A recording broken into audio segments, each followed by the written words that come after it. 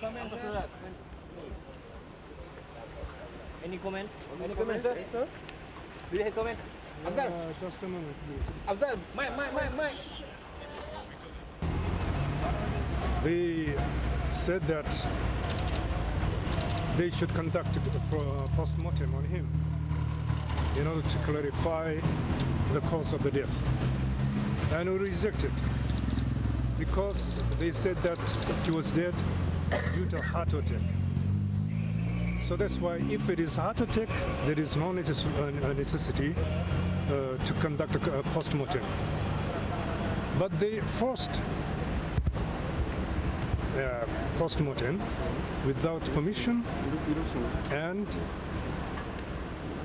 without attendance from our side. This afternoon I went to the headquarters of the police and I asked them, and I strongly demand to release the body to our side without any further delay.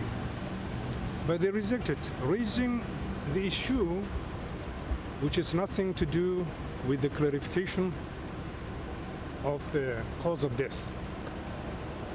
So this strongly suggests that they are deceiving us, they are concealing something which needs some more time, and that they are colluding with outside forces who are interested to damage the image of our republic. The South Korean authorities are really desperate to escape from the miserable state of the largest ever scandals, political scandals. So with this incident, they want to damage the image of our republic and also to make an excuse for third deployment in South Korea, which has been strongly opposed by the South Korean people themselves and also the surrounding countries.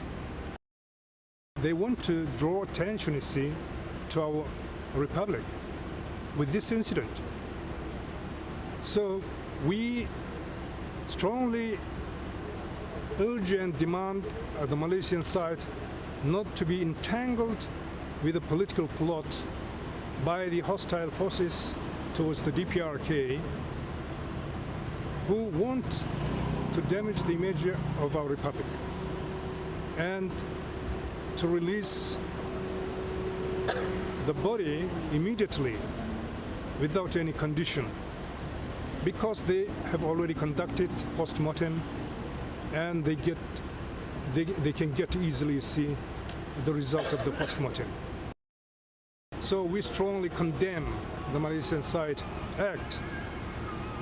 We cannot understand well about the reason. And also we will strongly respond to the act of the Malaysian side and also the hostile forces towards the DPRK. And we will sue this matter to the international court.